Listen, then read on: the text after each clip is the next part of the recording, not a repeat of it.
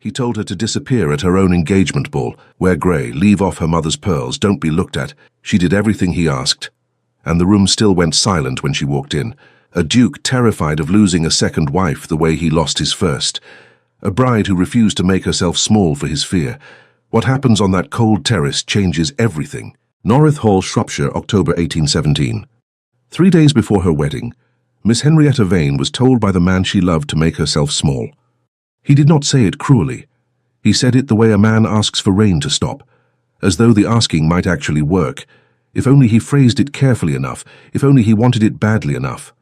He stood in the doorway of the small sitting room at North, set aside for her use during the final days of the house party. His hands clasped behind his back, the posture of a soldier delivering orders he had given himself and did not entirely trust. Mrs. Aldous, Hattie's widowed aunt and the woman charged with chaperoning her through these last unmarried days, sat at the far end of the room with her needlework, near enough to satisfy propriety and far enough to grant the conversation the appearance of privacy. It was not Hattie's dressing room. That would have been unthinkable, and both of them knew it. Hattie had spent the past 4 nights under her aunt's roof at the dower cottage half a mile from North's gates, exactly as a bride 3 days from her wedding ought, and would walk back across the park that evening, only to dress for the ball under Mrs. Aldis's watchful eye, not Theo's. But he had ridden over that afternoon on some excuse about confirming the seating arrangement, and had found her here instead, going over her aunt's correction to the guest list with a furrowed, businesslike attention that he found, against his better judgment, entirely too charming to interrupt with anything sensible. Wear the grey, he said instead, because sensible had apparently left him sometime in the last quarter hour, and leave off the pearls your mother gave you. Tonight, of all nights, I should like you to go unremarked.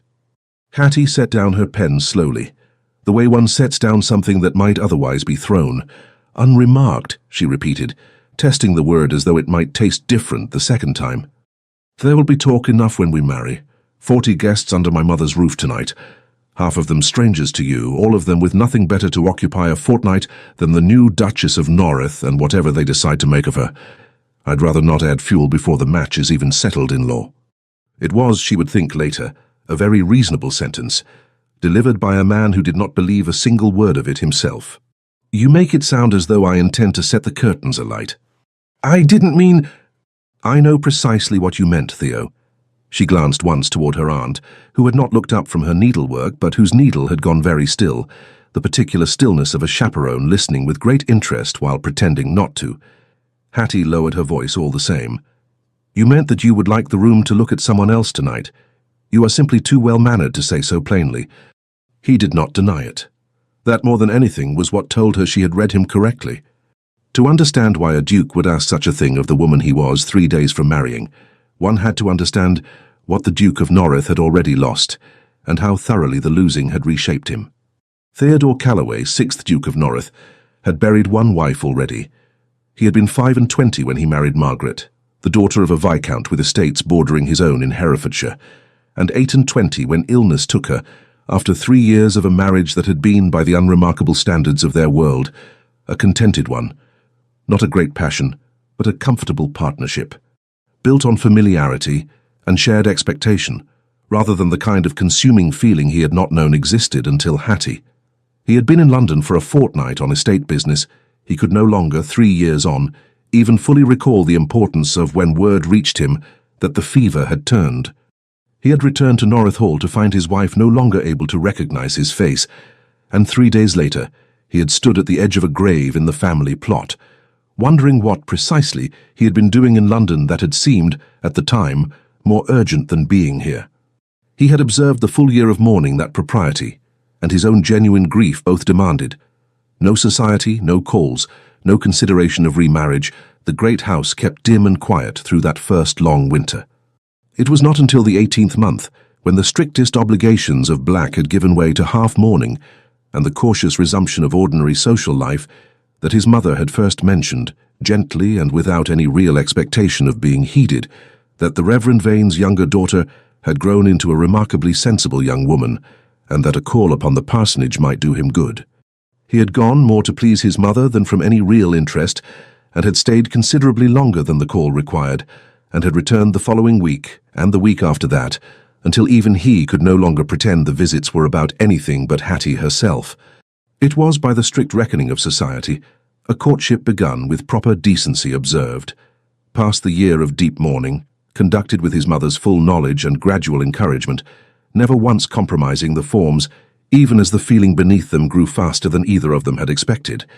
That it had grown at all toward a parson's daughter, with no fortune to speak of, and connections that extended no further than a respectable country parish, was its own small scandal in certain drawing rooms. The Dowager Duchess had fielded more than one pointed remark from old friends who wondered aloud why a duke could not have looked higher.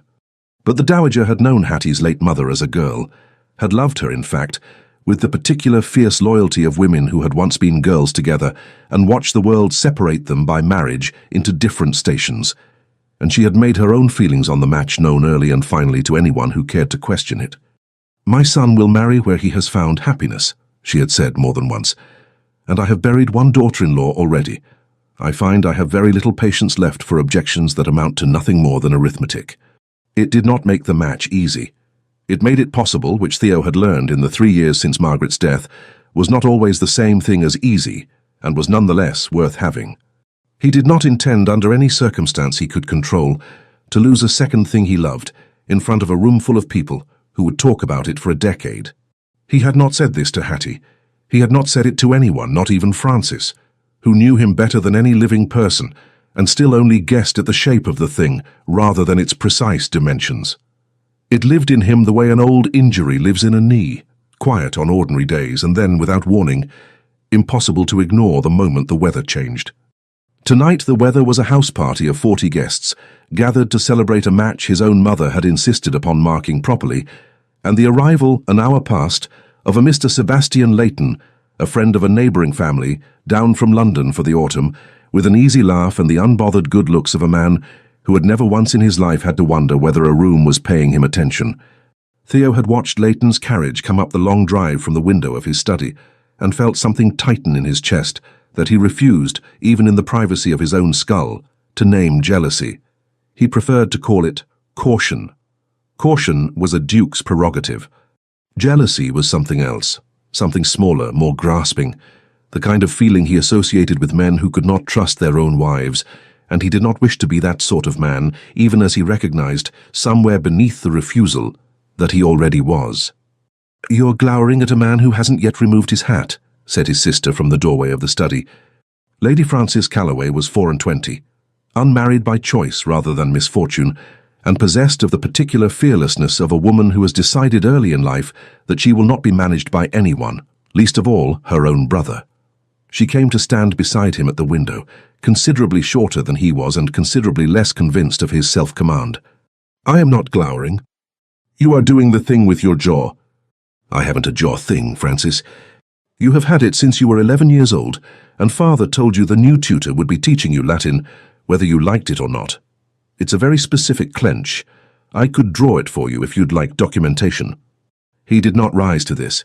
He rarely did with Francis. Rising only encouraged her, and she required no encouragement to begin with. "It's a ball," she said more gently now, watching the carriage disgorge its single passenger onto the gravel below. "People will dance. Hattie will dance, because she is a sensible young woman attending a ball thrown in her own honour, and dancing is what one does at balls. The world will not end because Sebastian Leighton has a pleasant laugh and knows the steps to a quadrille." "I didn't say it would end. You're thinking it might." He said nothing to that which was, between siblings raised in the same difficult house under the same exacting father, its own kind of confession. Hattie wore the grey, she told herself, dressing for the evening in her aunt's small guest chamber with Susan, her own maid sent ahead from the parsonage for the occasion, working pins into hair styled plainer than she preferred, that it was a small thing, a colour, a cut of fabric, nothing that touched who she actually was beneath it, and that a woman who loved a man could surely grant him one evening of feeling safe in his own house. She left off her mother's pearls, the single piece of real jewellery she owned, set carefully back into their box rather than around her throat. She had Susan part her hair simply, with no feathers, no ornament beyond what plainness allowed. She kept the earrings.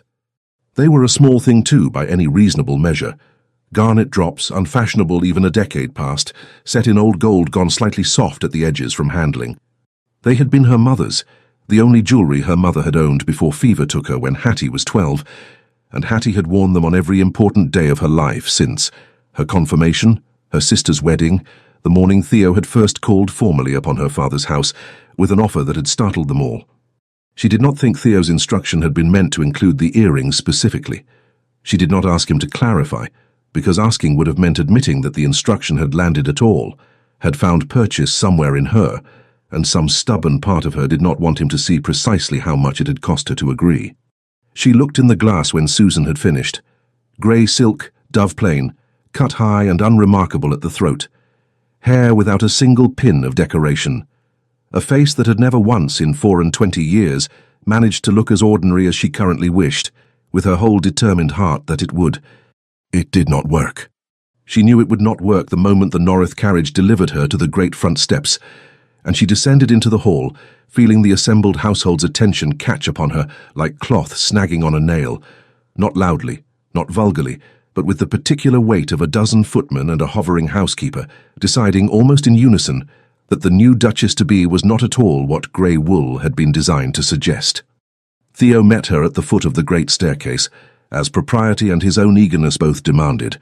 He had been waiting, in fact, for the better part of 20 minutes, a fact Francis had already remarked upon twice. His gaze went over Hattie with the careful, comprehensive attention of a man inspecting a defence he had personally ordered built. The grey, the plain hair, the obedience of the whole composed effect, and something in his shoulders eased fractionally before his eyes reached her ears and stopped there. "You kept them," he said. "They were my mother's. I know whose they were." He did not ask her to remove them. He only looked at the garnets a moment longer than the matter strictly warranted, the way a man looks at a door he has decided, against his own better judgment, not to close after all. "You look well," he said, which was not at all what either of them meant by it, and they both knew it. "You told me to look unremarkable." "I did." He offered his arm with the stiff formality he fell back on whenever a feeling threatened to outrun his composure. "I find I am no longer entirely certain that was within the realm of what's possible." It was the closest he came before the ball properly began, to telling her the whole truth of what frightened him. The ballroom at North Hall had not been lit so brightly in 2 years. Hattie noticed this the moment they crossed the threshold, noticed the careful, practiced way the housekeeper, Mrs. Pell, avoided her eye when she remarked upon the unusual number of candles, noticed that even light in this house seemed to carry old weather along with it, the way a room remembers a fever long after the patient has gone. She did not ask about the first Duchess. She had asked once, early in their courtship, walking the long gallery at North on a wet afternoon, with rain streaking the tall windows and Mrs. Aldis trailing at a discreet distance behind them, and Theo had answered with 3 correct, careful sentences. "Margaret was a kind woman. We were married 3 years. She is buried in the family plot beyond the chapel," and then changed the subject so completely, so immediately, that Hattie had understood the door had not merely been closed, but locked, with the key set somewhere she was not yet permitted to look. She had not tried the door again. She told herself this restraint was patience, the proper deference of a woman who understood that grief kept its own calendar. Some nights lying awake in her father's parsonage in the weeks before the wedding, she had suspected it was something closer to cowardice instead, a fear that if she pushed too hard against that locked door, she might find something on the other side that made her question whether she was marrying a man who had room left in him for a second love at all. The dancing began promptly at 9. Theo led her out first, as was both proper and evidently urgently wanted by him, and for the length of one dance she had him entirely to herself, his hand light and certain at her waist, his eyes not once straying from her face to survey the room the way they so often did, something almost boyish, breaking through the careful ducal composure he wore like a second coat fitted by an excellent tailor. "You dance as though you're counting," he said midway through the figure. "I am counting. I learned the steps in a parlour in Shropshire with my sister calling out the count wrong on purpose to see if she could make me trip in front of the curate. It doesn't show, whatever counting you're doing. That is rather the point of counting silently, Your Grace." He laughed at that, a real laugh, short and startled out of him, the kind of sound that drew a glance or two from the nearest dancers. And for a moment, the ballroom, the 40 watching guests, his mother's calculating eye from the wall, All of it fell away to the size of two people who liked each other a very great deal and had, for one dance, been permitted to forget that anyone else existed. Then the music ended. Hattie curtsied, Theo bowed, and it was the Dowager Duchess herself, moving with the easy authority of a hostess managing her own ballroom, who brought Mr. Sebastian Leighton forward to make the proper introductions, a small formality but a necessary one, and one the Dowager performed with evident pleasure, having taken a liking to the young man's easy manners over dinner the evening before. "Miss Vane, may I present Mr. Sebastian Leighton, newly returned from Florence, and staying with the Whitmores through the month. Mr. Leighton, Miss Vane, who is to be married to my son in 3 days' time, as I am sure half the county has already informed you." "A very great pleasure, Miss Vane." Leighton bowed with the unhurried confidence of a man who had never once in his life had to consider whether he was welcome. "I wonder if I might beg the next dance, now that I have been properly introduced and can no longer be accused of presuming." Hattie glanced briefly at Theo, a small instinctive checking, the kind a woman gives the man she is about to marry when another man asks for her hand on a dance floor in front of 40 witnesses. Theo's face gave nothing away. It was, she would think later, the most carefully composed expression she had seen him wear all evening, which was itself a kind of answer. "I should be glad to, Mr. Leighton," she said, because propriety left her little real choice and because some small, contrary part of her, the part that had spent the last hour trying very hard to be grey and plain and unremarkable for a man who had asked it of her without quite explaining why, wanted just once to dance without calculating what it cost anyone watching. Theo could not refuse on her behalf. Propriety did not permit it, and pride would not have permitted him to want to, even had propriety allowed. He stood at the edge of the floor with a glass of claret he had no intention of drinking, and watched Sebastian Leighton turn his almost wife through the figures of a quadrille with the unbothered easy charm of a man who had never once worried whether the room was watching him do it. It was not the dancing itself that troubled him. Hattie danced with Leighton precisely as she had danced with Theo not a quarter hour before, competent, unshowy, faintly self-amused at her own counting. It was the way Leighton bent his head to murmur something low as they crossed in the figure, and the way Hattie laughed at it, openly, her head tipping back, candlelight catching warm in the garnet drops at her ears. "He's harmless," said Frances, materializing at his elbow with the unerring instinct of a sister who has spent her whole life observing her brother make the same mistake in slightly different rooms. "I didn't say he wasn't." "You're doing the jaw thing." "Frances, I beg you. I'm merely observing the documented phenomenon." She watched the dance a moment longer, in companionable silence, then added quieter, in the tone she reserved for things that actually mattered beneath the teasing. "She kept the earrings, you know, after you asked her not to be noticed tonight." "I noticed that she kept them." "Did you notice why?" He did not answer. He was watching Hattie's face across the candle-lit distance of the room, watching the unguarded, easy pleasure of a woman enjoying a perfectly innocent dance that cost her, as far as he could tell, absolutely nothing, and feeling, with the particular ignoble shame of a man who knows full well he is being unreasonable and finds himself unable to stop regardless, that he wanted that unguarded ease to belong to him alone. Not shared with a room, not shared with Leighton's easy laugh and easier compliments. His privately the way Margaret's last clear smile had belonged to a fever and a fortnight in London he could never get back. "It isn't about Leighton," Frances said more gently now, reading something in his face that he had not intended to show her. "Is it?" "I don't know what you mean." "I think you know precisely what I mean, and I think it frightens you considerably more than one young man from London, with excellent calves and no real designs on your fiancée." The dance ended.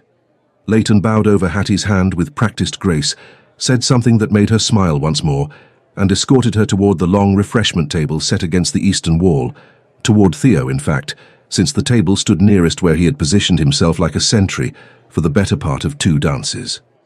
"Noreth." Leighton inclined his head, easy and entirely unbothered by whatever atmosphere he might have been walking into.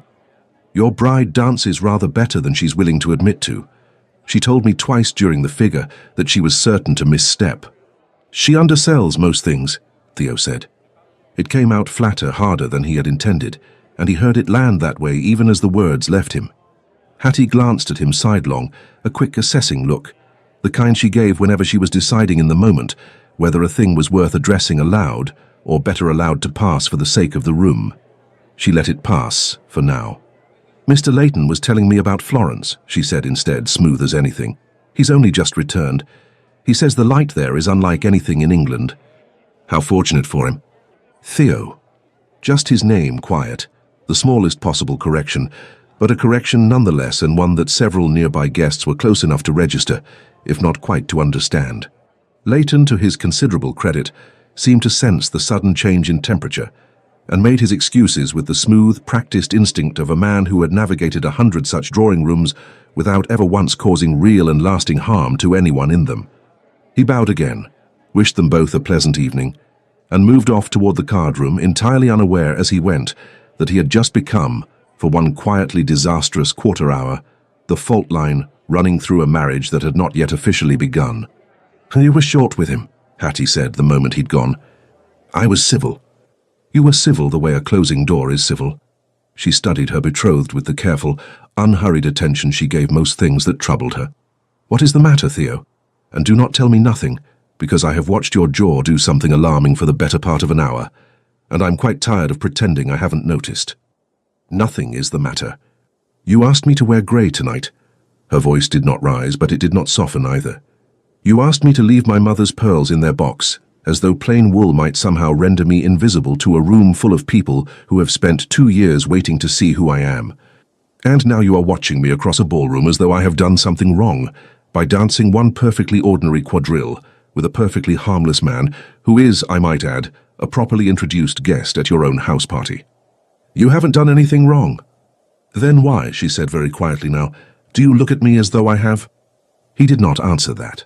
Across the room, his mother, the Dowager Duchess, had begun watching them both with the particular focused attention of a woman calculating precisely how a public quarrel between her son and his bride might read to 40 assembled guests by morning. Theo, recognizing the look for what it was, offered Hattie his arm instead of his honesty. "Walk with me," he said. "The terrace. Francis, would you join us? The doors stand open to the ballroom, and I find I should like a witness to whatever I'm about to say, so that I cannot later pretend I didn't say it." That was, Hattie would think afterward, a small and telling thing, that he thought, even in the grip of whatever was driving him toward honesty, to ask his sister along, to keep the proprieties intact, even as he opened the one door he had kept locked for 2 years.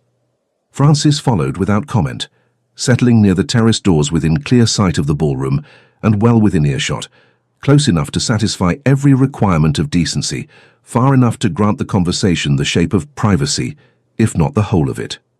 The terrace ran the full eastern length of North Hall, stone balustrades pale under a thin October moon, lit only by the spill of candlelight through the tall glass doors Francis had left standing open behind them.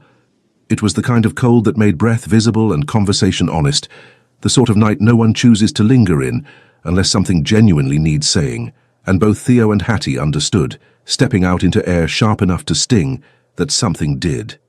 "I am not angry with you," Theo said once they had moved a few steps beyond the doors, far enough for lowered voices, near enough that Francis, watching the dance floor with elaborate, pointed disinterest, could have called them back inside in an instant had propriety demanded it.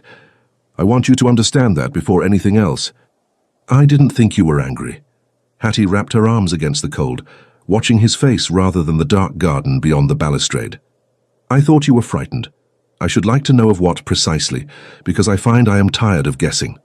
He was quiet long enough that she thought with a small sinking feeling that he might retreat again, the way he had retreated in the long gallery, the one time she'd asked directly about his first wife, and watched the door shut in real time, mid-sentence, behind his eyes. But he didn't retreat. Not tonight. "Margaret died in this house," he said, 3 springs ago. A fever no one thought serious until it was. That is the cruelty of fevers, I have since learned, that they announce themselves as nothing at all until they are everything. I was in London for a fortnight on estate business I could not now, if my life depended upon it, tell you the substance of. By the time word reached me and I returned, she no longer— He stopped. Began again, more carefully, the words coming slower as though each one cost him something specific. She no longer knew my face by the end.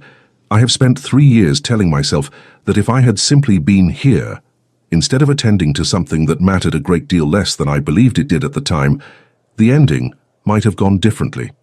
"Theo," her voice had gone soft, I know intellectually that my presence would not have changed the fever. I'm not entirely a fool, whatever else I have made myself look tonight. But knowing a thing and feeling it are different countries, Hattie and I have lived in the second one for a long while now, with no particular hope of crossing back. He looked at her fully then, and the composure he wore so habitually, the careful ducal stillness that rarely cracked even under his sister's relentless teasing, had a fracture in it she had never once seen before, in a year of courtship and 3 days from a wedding. And then I met you, and I found myself afraid of an entirely new species of losing. Not illness this time, just a ballroom. A man with an easy laugh and no real designs on you at all. The simple, ordinary, inevitable way the world will notice you and want you for the rest of your life, and the unbearable thought of being the second man a room looks at instead of the first. Hattie absorbed this in silence, the cold making the garnets at her ears feel sharp and present against her skin, an honest weight she was suddenly, fiercely glad she had kept. "So you asked me to be unremarkable tonight," she said slowly, working it through aloud, "because you cannot survive the thought of losing me, and you have convinced yourself, somewhere beneath all your good sense, that if no one looks at me, then no one can ever take me from you.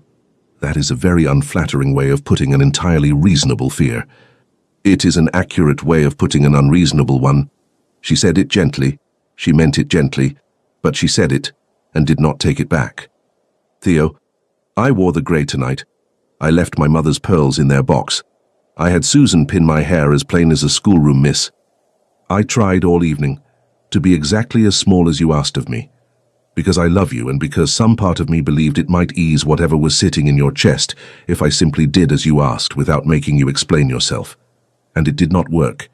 Not because I failed at being plain, I promise you I tried my very hardest to fail beautifully at being plain, but because I was never, not for one moment, going to manage it. And I think you knew that before you ever asked. I think you asked anyway. I knew it."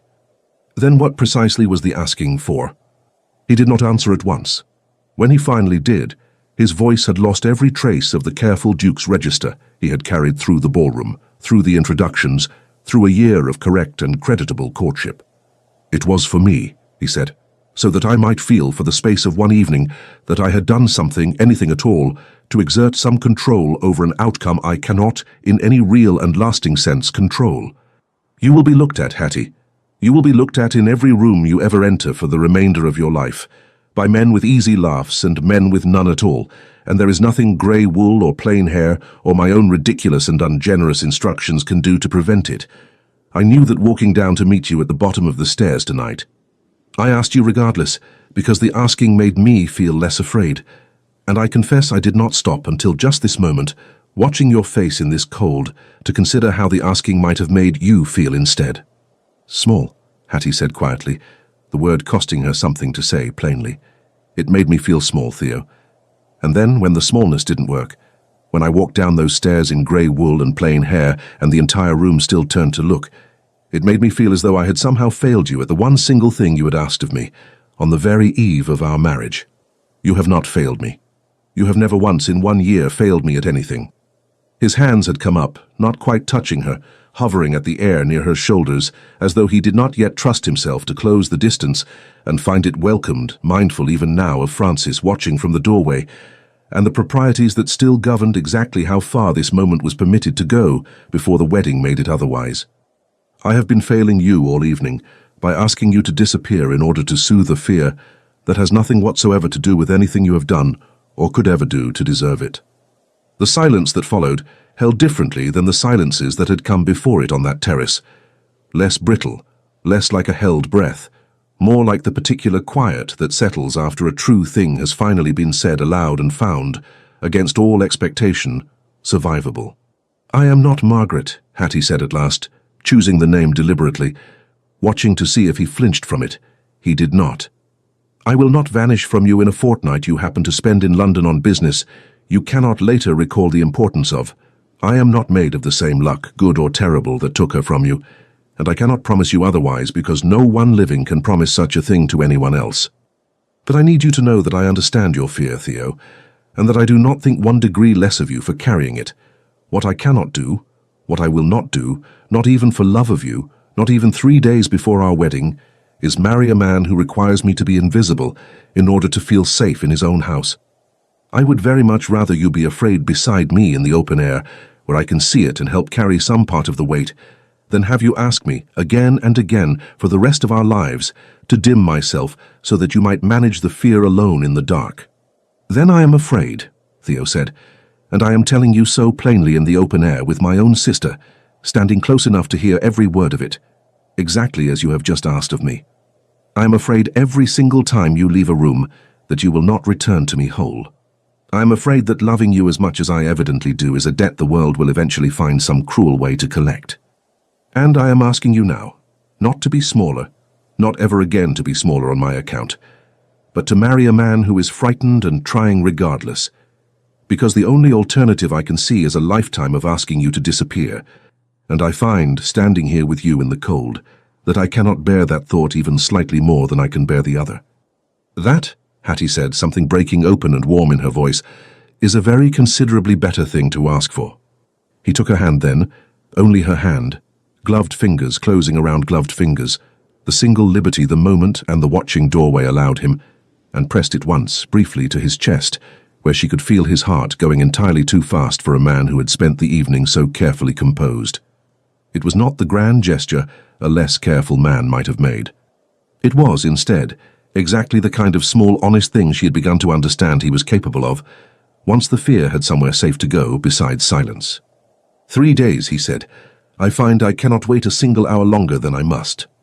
3 days, Hattie agreed, and from the doorway just audible over the distant music, Francis let out a long, theatrical breath of relief that made them both, despite everything, begin to laugh.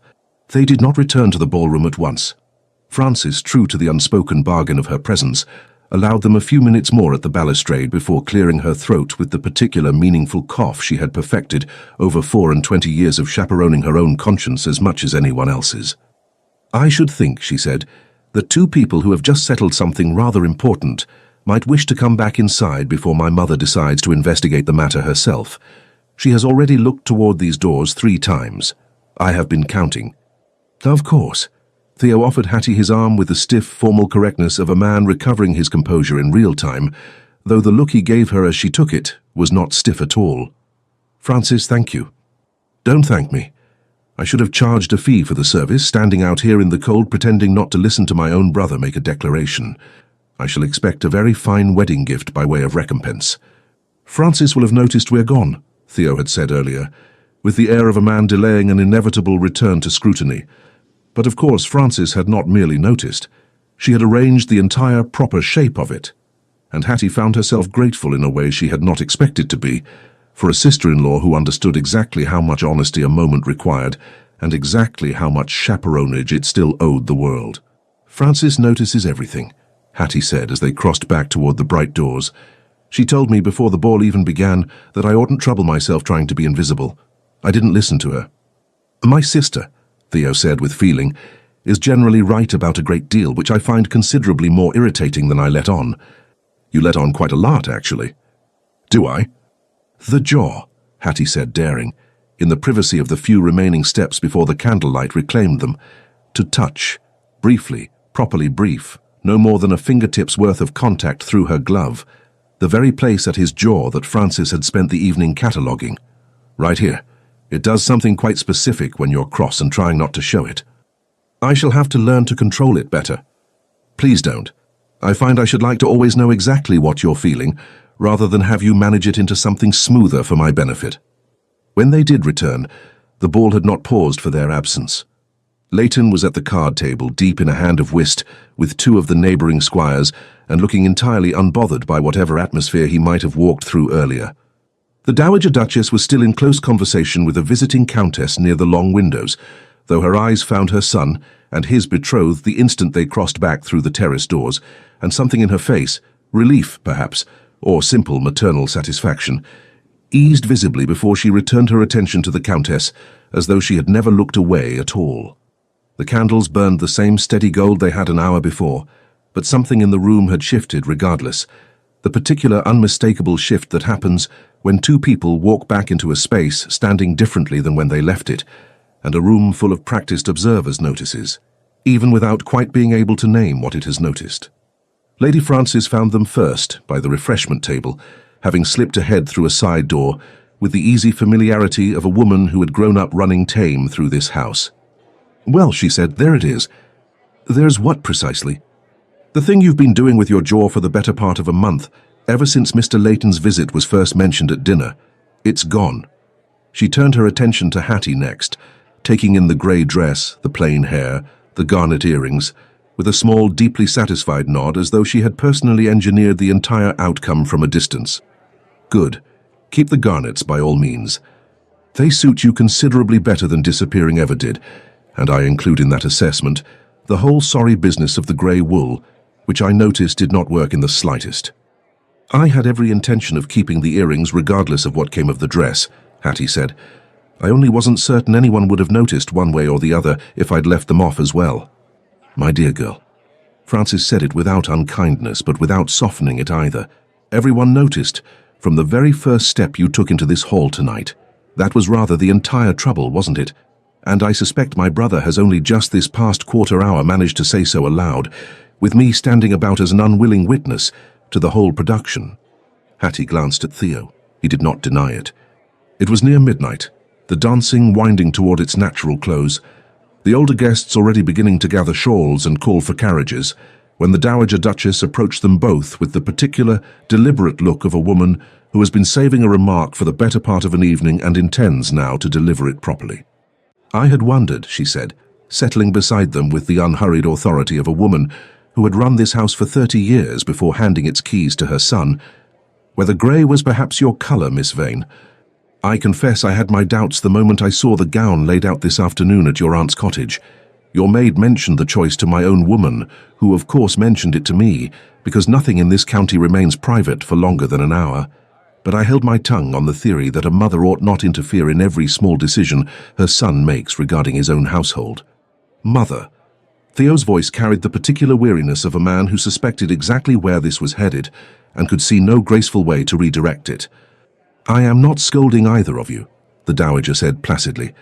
"I am only observing, as a woman who has attended a great many balls in her time, that you asked Miss Vane to wear a dress specifically designed to be forgotten the moment it left the room, and she has instead spent the entire evening being the singular thing every guest under this roof cannot stop discussing. I should call that an experiment that failed rather admirably on the whole." "It was not precisely an experiment," Theo said. "Wasn't it?"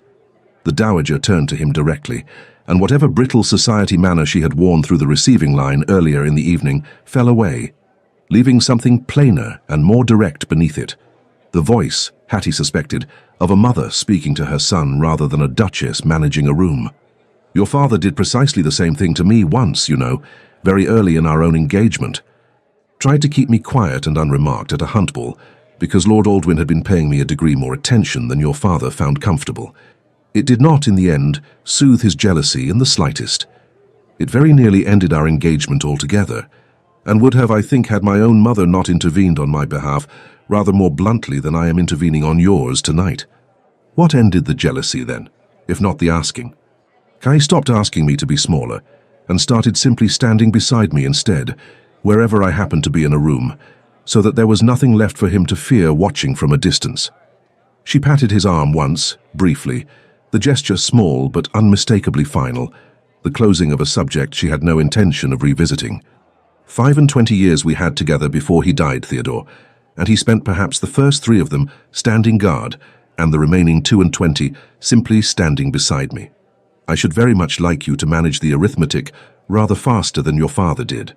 She moved off toward the card room without waiting for a reply, leaving her son and his almost wife standing rather quietly together near the refreshment table, both turning the remark over in the particular silence that follows a piece of advice arriving at exactly the moment it was needed and not one moment before.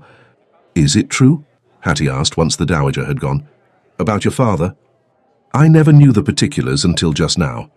He died when I was 19, I told you that, I think, early on.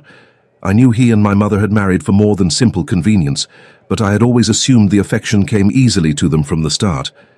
I did not know there had been a Lord Aldwyn or a hunt ball or any of it.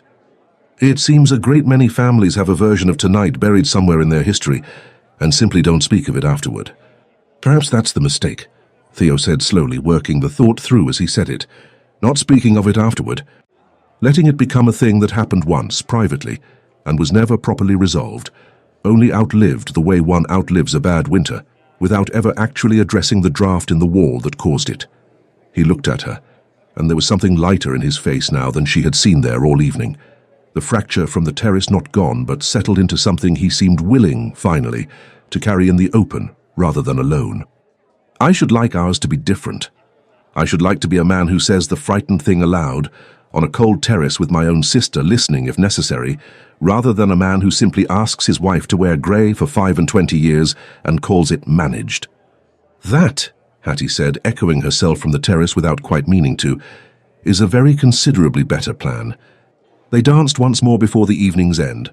Not a quadrille this time, but a slower turn that allowed for conversation, and Theo did not once glance toward the card room, toward Leighton, toward any door or window or face in the crowded ballroom, besides the one directly in front of him. "You're not watching the room," Hattie observed. "I am watching you." It had not occurred to me until this evening that the two activities might be entirely different things, and that I had been doing only the first under the mistaken impression it was the second. "And which do you prefer?" "This one, decidedly. Though I confess it requires a degree more honesty than the watching ever did. Watching I could do from a distance, telling myself I was being prudent.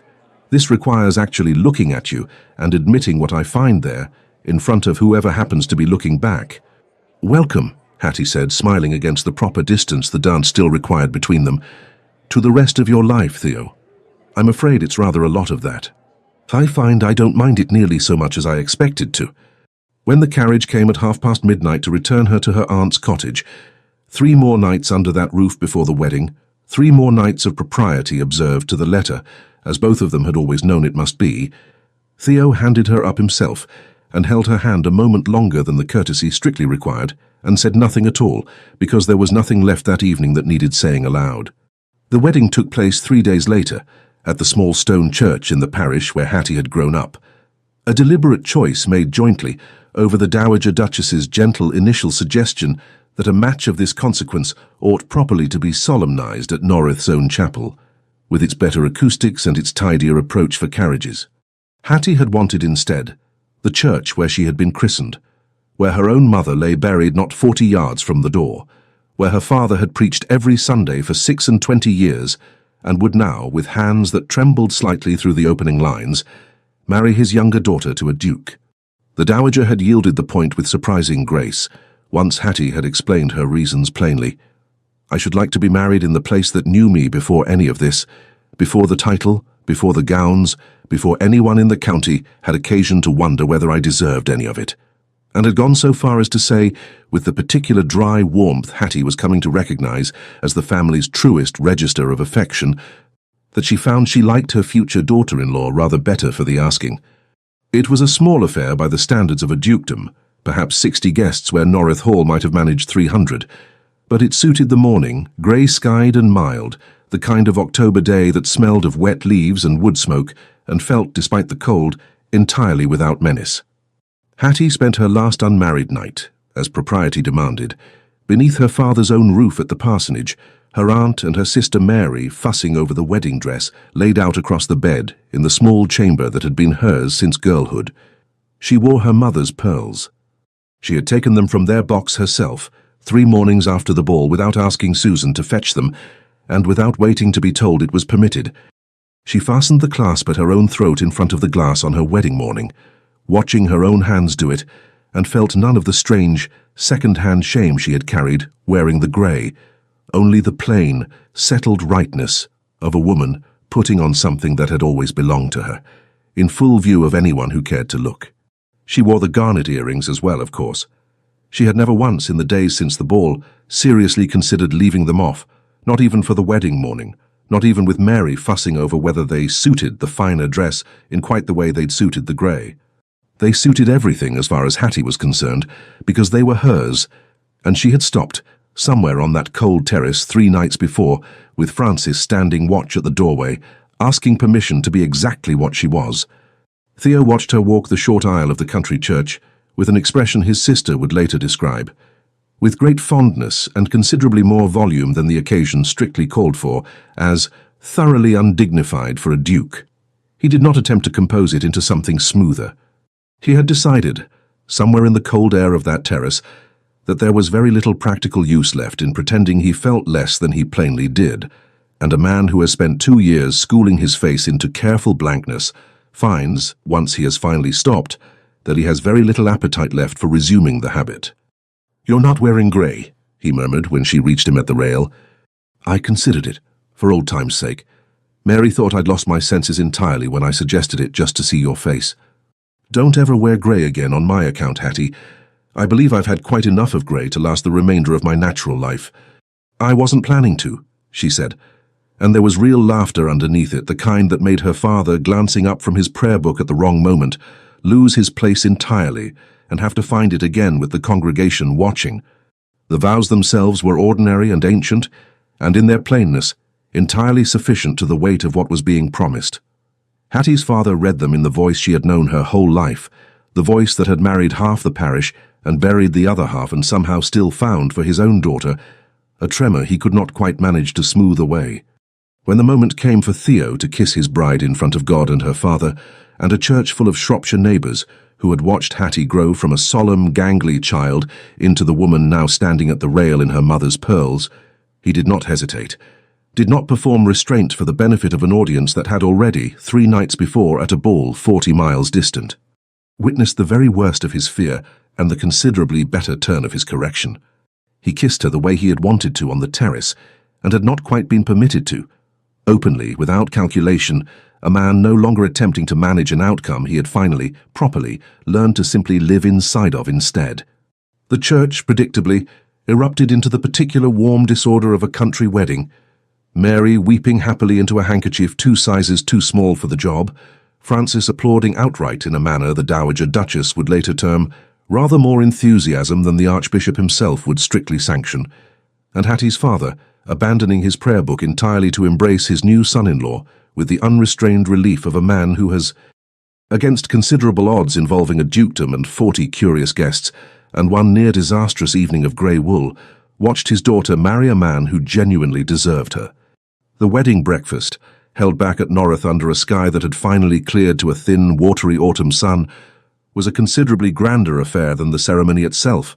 The Dowager Duchess had, after all, insisted on managing at least one portion of the proceedings according to proper consequence, but Hattie found, moving through the receiving line with her new husband's hand steady at her elbow, that she minded the scrutiny of it not at all.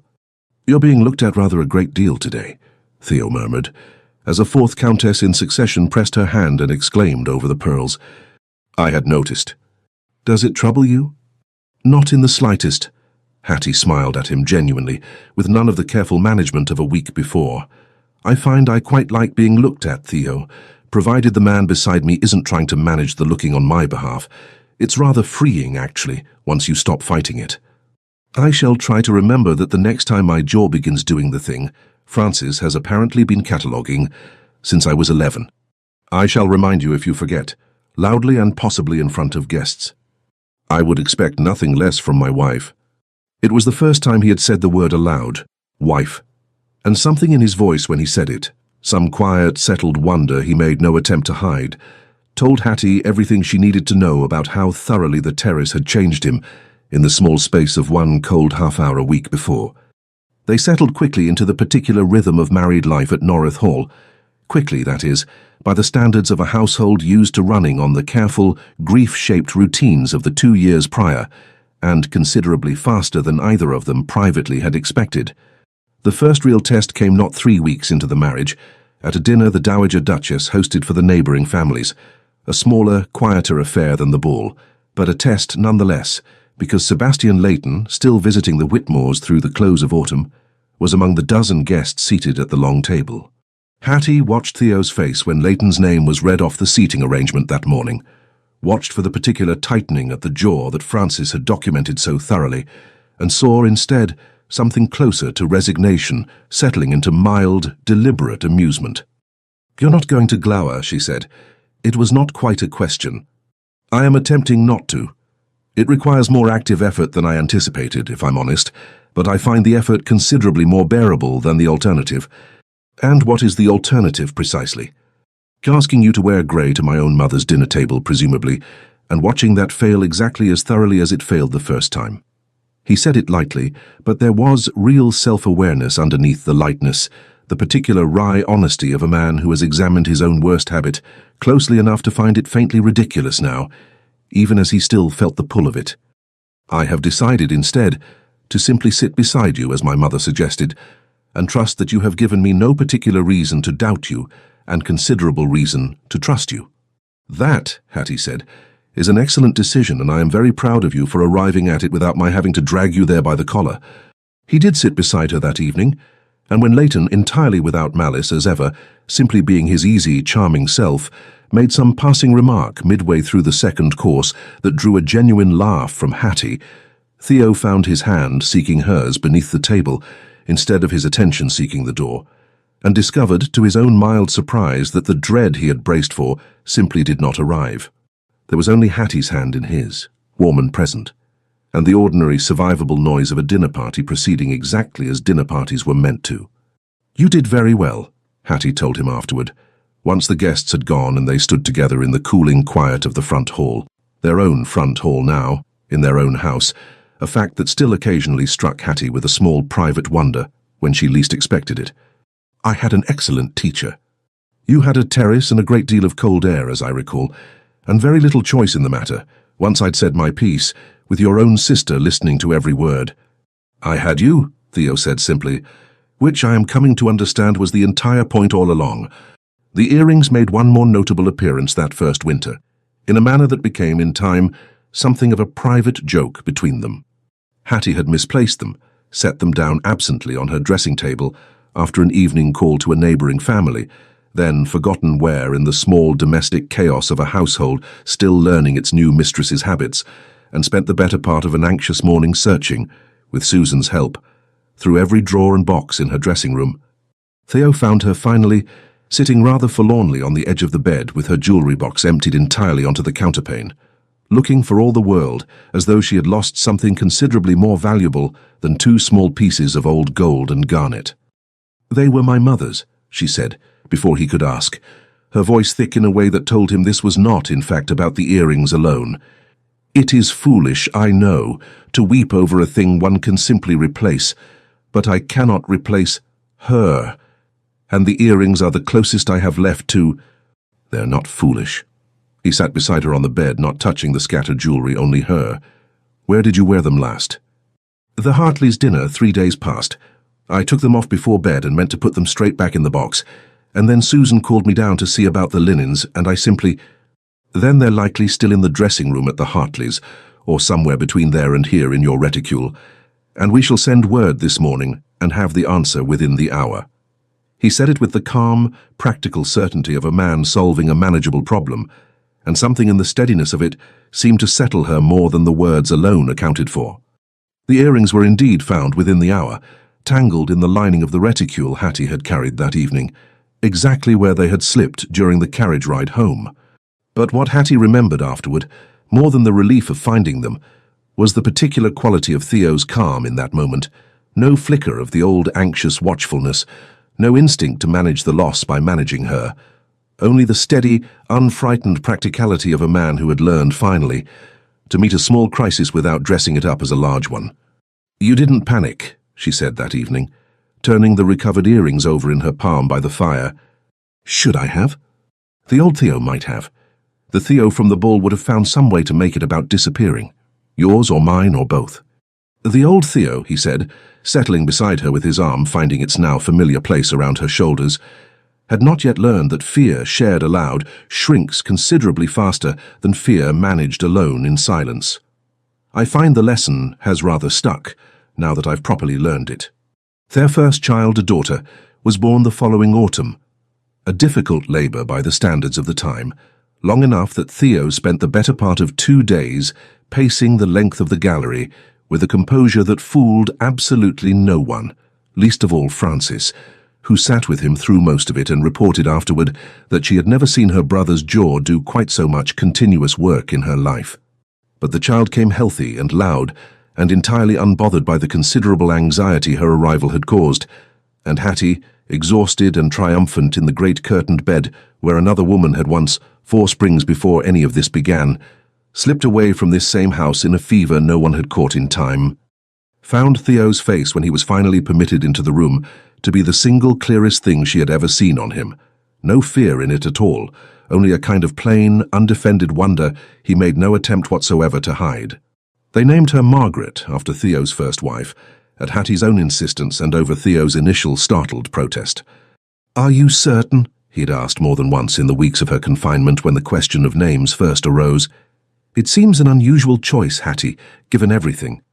"It seems the only choice, given everything," Hattie had answered. "She was a part of your life before me, Theo, and I have no wish to pretend otherwise, or to raise our daughter believing her father's history began the day he met her mother. Margaret deserves to be remembered as something other than a fear you carried. Let our daughter carry her name forward as something gentler instead, a kindness rather than a wound." It was, Theo told his sister privately some weeks later, the single moment in a year of courtship and marriage when he had understood, completely and without any remaining doubt, the full measure of the woman he had married. The years that followed brought 2 more children, a son christened Robert after Hattie's father, and a second daughter, considerably more reserved than her elder sister, who took after her father's quiet watchfulness without, mercifully, inheriting much of what had once driven it. Lady Frances liked to point out at every possible opportunity, and with great evident satisfaction, that this was a remarkably poor outcome for a man who had once tried to render his bride invisible at a country ball. 3 children, she observed, were not generally the harvest of successful invisibility. The eldest daughter, young Margaret, was given her grandmother's garnet earrings on her 16th birthday. Hattie's mother's earrings, passed now to a 3rd generation, with explicit instruction from her own mother that she was never, under any circumstance whatsoever, to dim herself for the comfort of a frightened man, though she might, if she ever found one worth the considerable trouble of loving. Teach him to stand beside her instead of standing guard over her. "Is that what you did with Papa?" young Margaret asked, turning the garnets over in her palm with the same careful attention her mother had once given them in front of a different glass, a different lifetime ago. "That is precisely what I did with your Papa," Hattie said. "It took one cold terrace, your Aunt Frances standing guard at the doorway pretending not to listen, a great deal of plain speaking, and your grandmother's considerable interference to manage it. I should hope it takes you considerably less time and considerably less cold, but I make no promises on either front. Love rarely arrives tidily, whatever the poets claim." Theo never did entirely lose the old watchfulness. Some habits, once worn deep enough into a man's character, do not vanish so much as they soften, change their shape, learn to serve a gentler purpose than the one that first carved them. Some evenings at balls of their own hosting now, years into the marriage, Hattie would catch him glancing toward whatever room she currently occupied, with a faint, familiar tightness gathering at his jaw. The old instinct, still present, still occasionally stirred by an unfamiliar face, paying her some particular attention across a crowded floor. But he no longer asked her to disappear.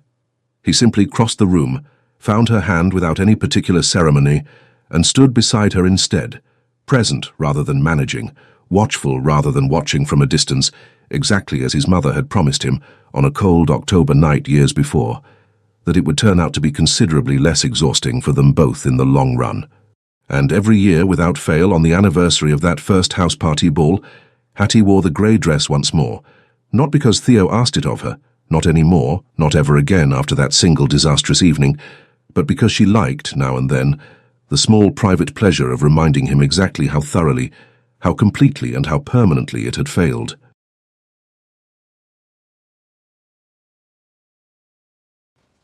Don't forget to like and subscribe, or at least leave a comment if you enjoyed the story.